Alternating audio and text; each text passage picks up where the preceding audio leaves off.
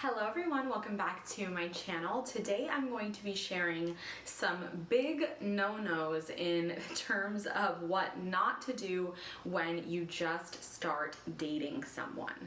So there are a lot of traps that women fall into, and they automatically kind of get categorized as, this isn't the type of girl that I want to marry. This isn't the type of girl that I want to take home to meet my family. And it's not as black and white as you might assume. There are some things that we kind of all know are taboo, and things that as a woman, you know, if you partake in these things, a lot of men are going to be turned off, at least in terms of looking at you as a long-term potential mate. They might, you know, hang out with you for a night or for a few weeks or a few months, but they aren't going to be looking at you in a serious way, in a way in which they want to protect and provide for you for the rest of your life. The first thing that women do that is just a huge no-no is asking a man what he is going to provide for you.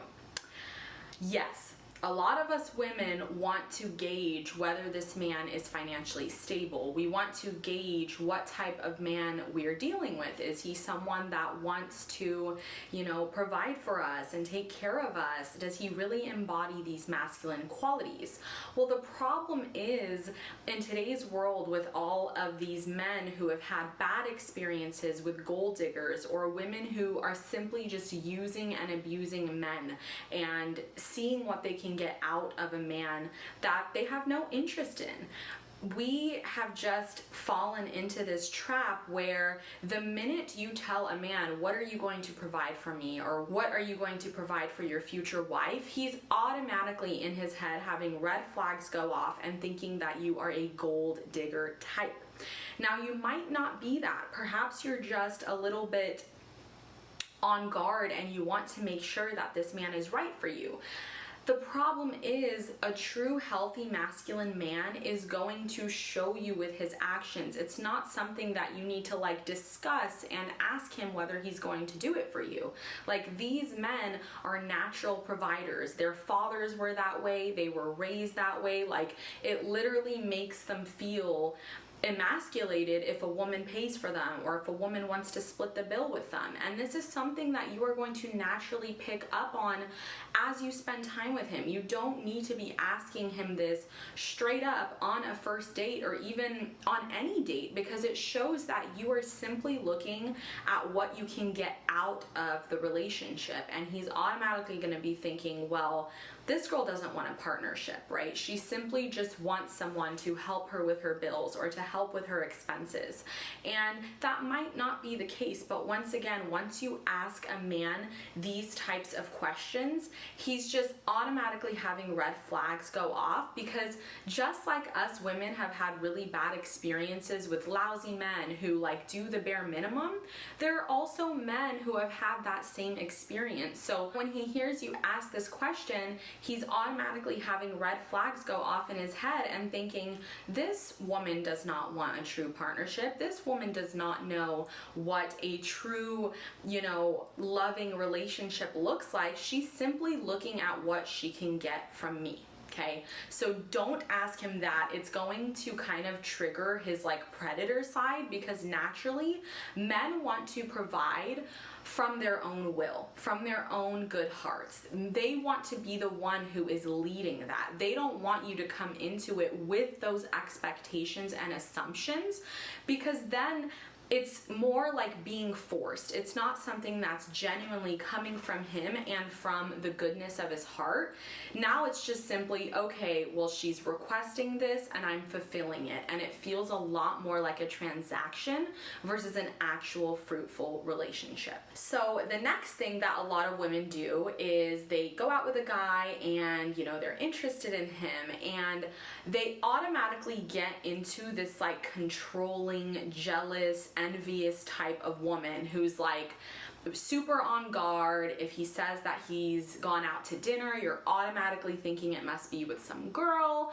If he's not texting you back immediately, you're thinking the worst. And In this stage, you should seriously have zero expectations from this guy in terms of his loyalty. You've literally just met him. So for all I know, or for all we know, he could be out being, you know, the craziest guy, but he is allowed to. He is single. He has not declared you as his girlfriend or as his wife. So in this state, you want to remain attractive. And the number one way to lose attraction with a man is to automatically control him, is to automatically assume that he's doing the worst, and to bring up these things, because not only does it show that you are the more possessive type, but it shows that you are not confident, because a truly confident woman doesn't care if you've gone on another date. She doesn't care if you're seeing what else is out there, because she knows her worth, she knows her value,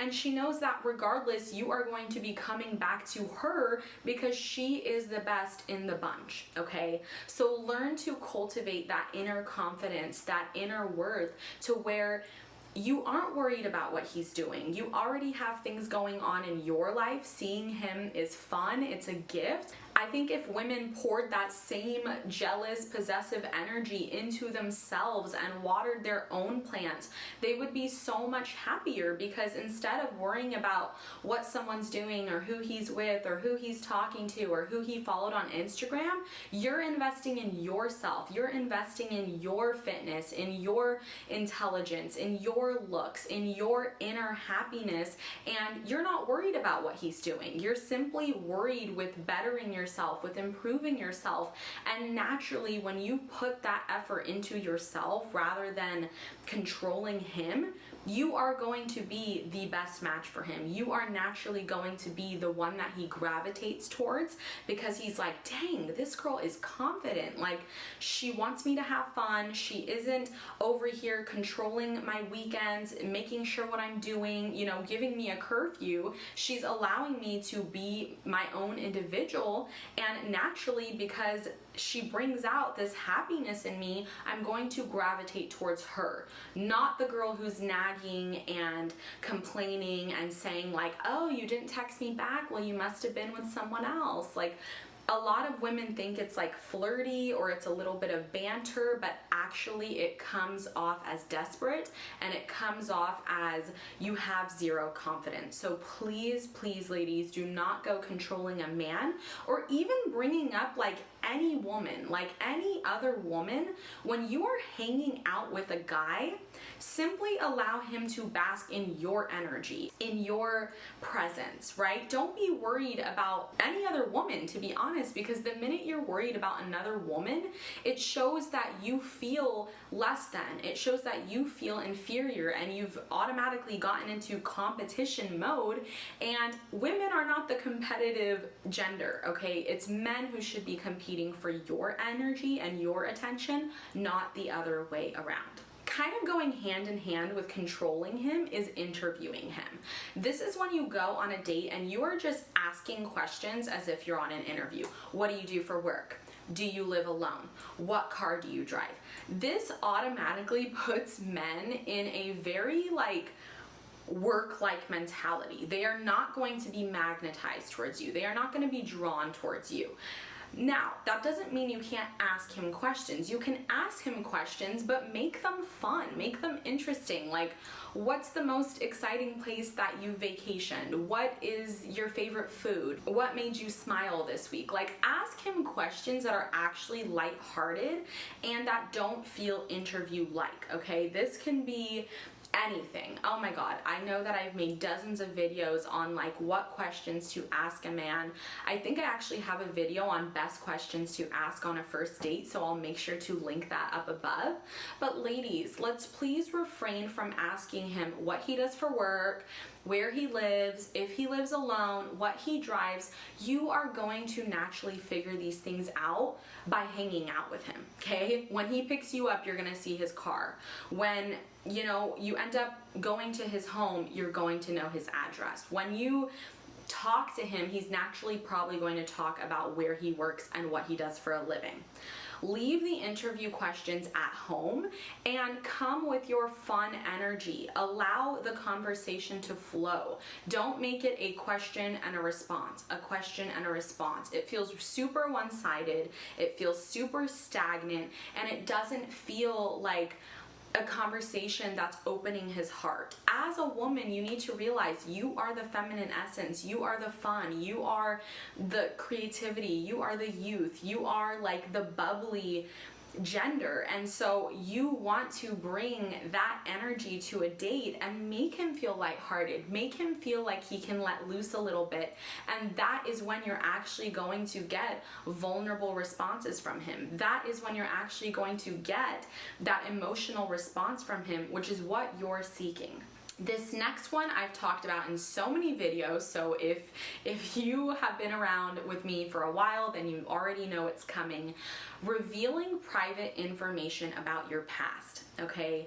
This is not the time to be revealing information about your childhood trauma, your issues with your parents, the ways in which your siblings did these things that hurt you. This is not the time to be talking about exes that mistreated you or anything that is like dark and triggering and filled with pain, okay? I'm not discounting your story. I'm not discounting that you've been hurt. We all have. But when you go on a date and you're first meeting someone, you want them to get to know you for you. They don't need to know about all of your baggage, about all of your triggers, about all of this stuff that, to be honest, people need to earn those sides of you. People need to earn your respect and your friendship before you're sharing super deep personal stuff with them. A lot of women mistake vulnerability for oversharing, okay? I can make like an entire video on this topic alone because so many women overshare. They overshare things that is not helping them, and it's actually making them less attractive from a male's viewpoint, okay? So please stop giving men ammo for the ways in which you've been victimized before, because remember, if this guy is truly a predator, or if this guy truly has a bad bone, he is now in his head thinking, oh, great, we have someone who has been a victim before right in front of us. This is my perfect next target. She's been hurt before, she has family drama, she's estranged from her siblings, her friends don't have her back. This is going to be the great next victim that I can perpetrate, right? So just remember, you revealing this vulnerable information is not something that should be done in the first few dates, or even like ever if you're simply just dating someone. This is information that can be shared way later down the line when you've actually built trust with someone, when you've actually gotten to know them and they have earned this information. They have earned to understand these sides of you, okay? So stop thinking that you telling these stories is you being vulnerable. It's not. It's you actually putting yourself in a one-down position, and you are showing the ways in which you've been inferior. Okay, you don't want to share things like that. You can share positive experiences and stories from your childhood and, you know, fun memories and things like that, but never share things that this guy can use against you later down the line. Along these same lines, the minute we tell men about these problematic things that our parents have done or our friends have done, they are now automatically not only judging you because you have these people in your life, but they're automatically going to judge those people, right? So allow them the chance to get to know your friends and family on their own terms, right? They don't need to find out information about these people through you. Allow them to form their own opinion. And like I've said in other videos, I do believe that friends and family should be reserved only for people that you see a future with, for people that have prove themselves to you and now you feel confident and comfortable enough to share them with your inner circle. The next tip that I have, which I talk about time and time again, is do not rush to be sexual or intimate with this person. As much as you hear men say, oh, it doesn't change the way we view you, it doesn't change how we look at you, yes, it does. With conversations of dozens of men from all age groups, from all ethnicities, from literally evolutionary studies that have been done, it is a known fact that women who appear promiscuous and who lead with their sexuality, men automatically categorize those women in a certain way. And it's for a one-night stand, or for a casual girlfriend, or for a little hookup buddy. They are not thinking of you as the mother of their children, as the woman that they want to marry and protect and provide. So do not rush to be intimate with them. Do not rush to be sexual with them unless you want to be put in that category. It's as simple as that. The other thing that I discourage you ladies from doing is to overtly discuss your feelings prematurely, okay? Let the man tell you how he feels about you. Let him share his feelings with you. Let him be emotional with you. Because as women, let's be real, we're already emotional. It's pretty likely that if you're even on a date with this guy, you have feelings for him. You like him, right? Like, he is in your mind. He's in your heart, okay? This is something that your energy can convey. You don't need to say word for word, I really like you. Now, if this man has shared his feelings with you and you feel also, similar, and you have reciprocal feelings, yes, in that case, it is okay to share your feelings. But the only thing that worries me is when women just show so many feelings so quickly, and this guy is like, wow, that was so easy to win her over. I barely had to put in any work for her to disclose all of these feelings towards me. And so even if you're rotationally dating and there are a few guys in your rotation and one of them is beating the others, right? One of them is your top pick internally in your mind, do not share that information with him, because he's automatically going to be like, oh, I won this girl over. I can stop trying. I don't need to compete to win her over anymore. Okay, so always keep these things between you and yourself. Until a guy discloses his feelings towards you, then you can feel free to share yours. But also just remember that your energy conveys those things. Words, honestly, sometimes can distort things, and words can kind of be misconstrued. But at the end of the day, your energy, how you show up with this guy, your body language, the way that you talk to him, all of these things are going to convey whether or not you like him. You don't really need to say it word for word. Another thing that you definitely shouldn't do is to compare him to past partners. Please give men the benefit of the doubt. Allow them to shine on their own. Stop comparing them to another guy you've dated, to someone that has been in your past, to your friend's boyfriend, to your dad. Allow him to show you who he is without any of these comparisons, without any of these, well, so-and-so did that and you haven't done that. Allow him to reveal himself to you, okay? I can just think about my own situation, and I remember when I first met my now fiance, within the first few dates of us meeting, in my head I was thinking, there are a lot of guys who at this point have done more for me, okay? To just give you a small example, my partner, within the first few dates, he would bring me chocolates, he would bring me roses, he would bring me really cute, small, thoughtful, low-cost gifts, right? Now, I didn't tell him, oh, that's really sweet, but my ex bought me gold within the first week, so it doesn't really compare to what I've received. This is so damaging to a man's ego. A man wants to be a hero in your eyes. He doesn't want to hear that someone else has outdone him or has performed him in a way. So you can keep those thoughts to yourself, but even that can be damaging.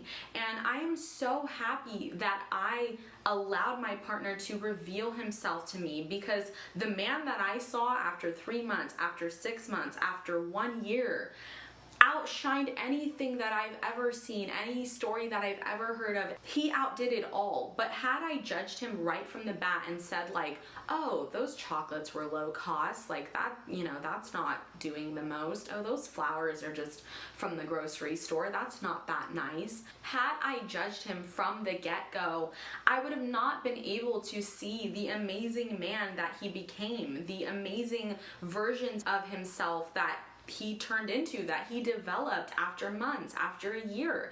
And so just keep in mind, not every guy is going to be the same at every stage. Each guy is different. Give him the opportunity to reveal himself to you and stop comparing him to your ex, to your dad, to your friend's partner. Allow him to show you who he is through his actions, through your dates, through all of these little things. They all add up. It's not necessarily about what he does on day one. It's about how he consistently shows up day after day, week after week. There are men who will do the most amazing first date, right? They'll take you to the most expensive steakhouse. They'll buy you a gift. They'll bring you roses. But guess what?